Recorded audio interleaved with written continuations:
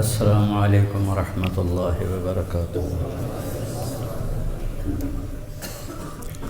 بسم اللہ الرحمن الرحیم، والصلاة والسلام علی رسولہ الکریم وعلی آلہ واصحابہ اجمعین، اما بعد۔ میرے بھائی اور دوستو،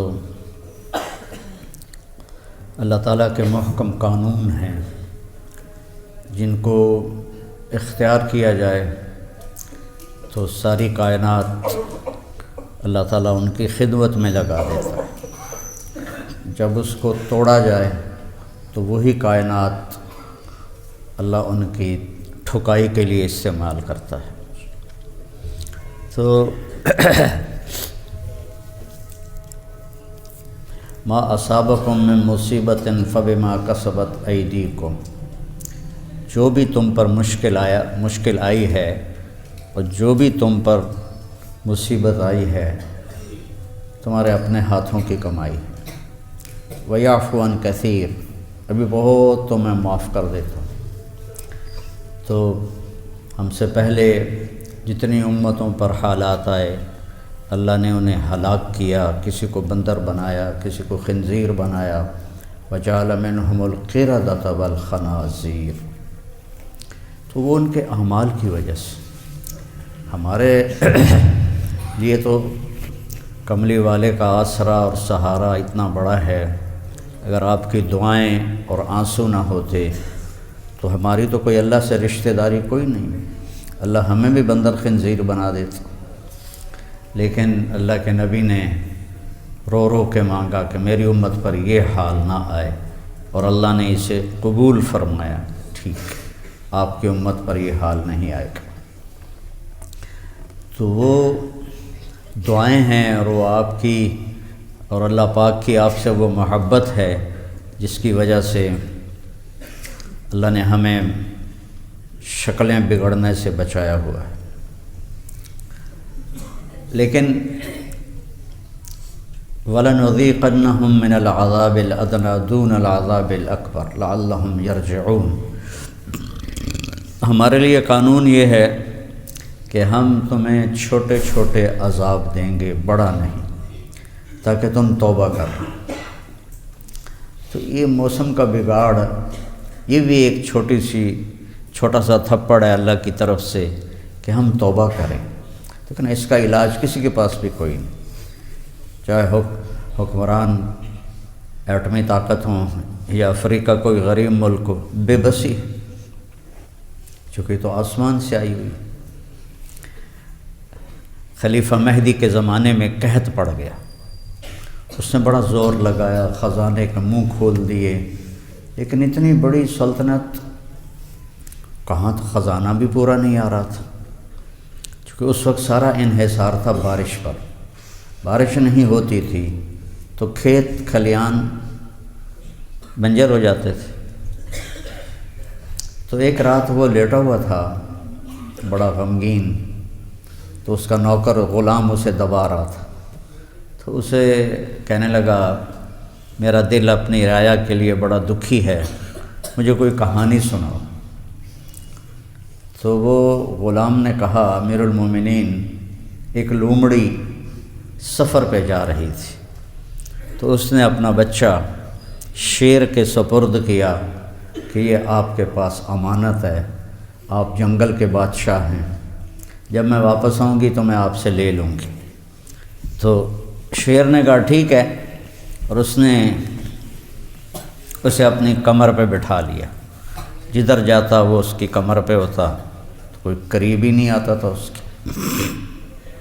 ایک دن عقاب کی نظر پڑی، عقاب تو بھیڑ بھی اٹھا لیتا، اتنی اللہ نے اس پرندے میں طاقت رکھی ہے، جب وہ اوپر سے ڈائیو لگاتا ہے تو اس کی رفتار ہوتی ہے 300 کلومیٹر فی گھنٹہ، اور اس کی آنکھیں کھلی ہوتی ہیں۔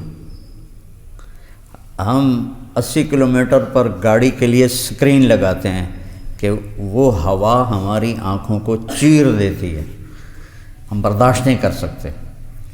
تو چاروں طرف سکرینیں لگی ہوتی، وہ شیشے لگے ہوتے ہیں، آگے سکرین، آگے شیشہ لگا ہوتا ہے، اور کبھی کھڑکی کھلی ہو تو ایسے ہوا اندر پڑتی ہے حالانکہ وہ معمولی سے رفتار ہوتی ہے، 90 کلومیٹر، 100 کلومیٹر، 300 کلومیٹر کی رفتار سے وہ ایسے کھلی آنکھوں سے آ رہا ہوتا ہے، اور اللہ تعالیٰ نے کیا اپنی مخلوق بنائی ہے، اس کی آنکھوں کو کچھ بھی نہیں ہوتا۔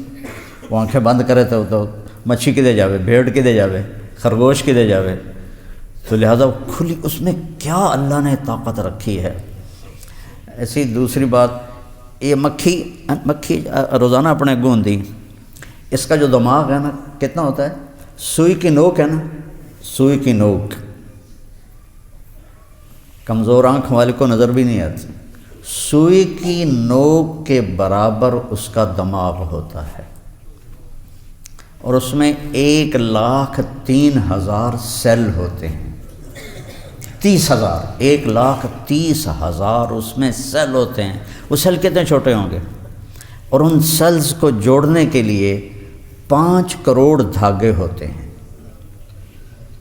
ھذا خلق اللہ فارونی ماذا خلق الذین من دونہ، یہ ہے تیرے رب کی تخلیق، دکھاؤ کسی اور نے ایسا کبھی کچھ بنا کے دکھایا ہے۔ اور اس کا جو چھوٹا سا سر ہے اس میں 100 آنکھیں ہوتی ہیں، آپ اس کو پیچھے سے مارنے لگو وہ اڑ جاتی ہے، ادھر سے آگے سے تو ہر کوئی دیکھتا ہے، اب میں نے کوئی پچھو آ کے موقع مارے تو میں نے نہیں پتہ لگنا، ہم پیچھے سے ایسے لاتے ہیں اس کو مارنے کے لیے تو وہ پہلے اڑ کے چلی جاتی، فوراً جو اس کے ایک سوئی کے نوک کے برابر جو دماغ ہے وہ سب سے پہلے سگنل ٹانگوں کو بھیجتا ہے، خطرہ، اور ٹانگوں میں بھی جو اس کی ٹانگیں اگلی ہوتی ہیں جس سے اس نے یوں جمپ کرنا ہوتا ہے اس کو سگنل جاتا ہے اور وہ ایک دم آگے اڑ کے چلی جاتی ہے۔ سبحان اللہ، کیا میرے رب کی، اس لیے اللہ نے کہا ان الذین تدعون من دون اللہ لن یخلقوا ذبابا، ایک مکھی تو بنا کے دکھاؤ، اللہ نے خاص طور پہ مکھی کہہ گئے کہ ایک مکھی تو بنا کے دکھاؤ۔ وَإِن يَسْلُبْهُمُ الذُّبَابُ شَيْئًا لَا يَسْتَنقِذُوهُ مِنْهُ ضَعْفَ الطَّالِبِ وَالْمَطْلُوبِ، اور اگر مکھی تمہارے پانی میں سے سرنج بھر کے اڑ جائے تو انہیں واپس لے کے دکھاؤ۔ کتنی خوبصورت مثال ہے۔ پھر ہمارے بر صغیر میں پیروں کے آگے ہاتھ جوڑ رہے ہیں، قبروں کے آگے ہاتھ جوڑ رہے ہیں، المدد المدد، او پاگلو، مدد صرف اللہ ہی کرتا ہے، مدد صرف اللہ ہی۔ اتنی خوبصورت مثال اللہ نے دی کہ جن سے تم مدد مانگتے ہو مجھے چھوڑ کر، ان سے کہو ایک مکھی بنا کے دکھاؤ، اور مکھی ان کے سالن میں سے، پانی میں سے ایک سپ لے کے اڑ جاتی، ان سے کہو اے پانی واپس لے کے دیو سب۔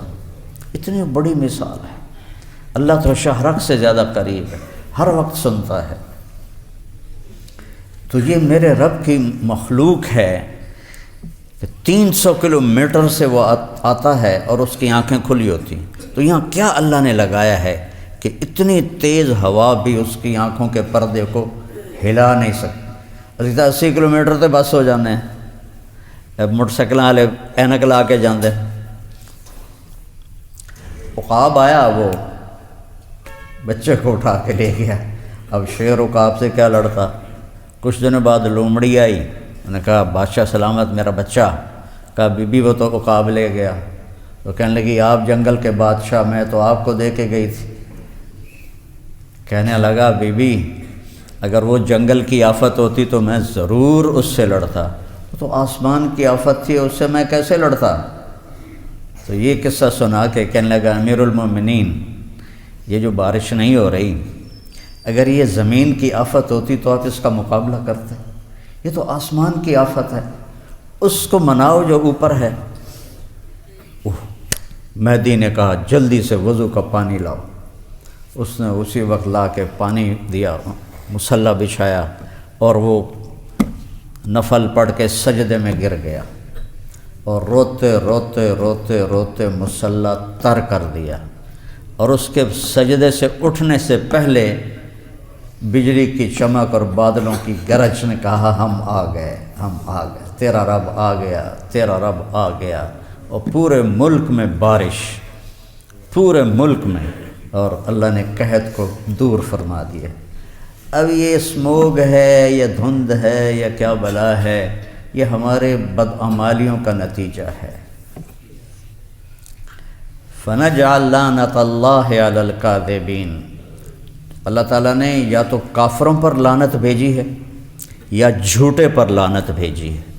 اب مجھے بتاؤ، فیصل آباد کے بازاروں میں یا یہی جو ملت روڈ کی دکانیں ہیں یا چاروں طرف، چلو میرے ضلع ملتان کی بات کر لو، آپ فیصل آباد والے ناراض ہو جاؤ گے، کوئی سچا آدمی تو دکھاؤ جو سچ بول کے سودا کر رہا ہو۔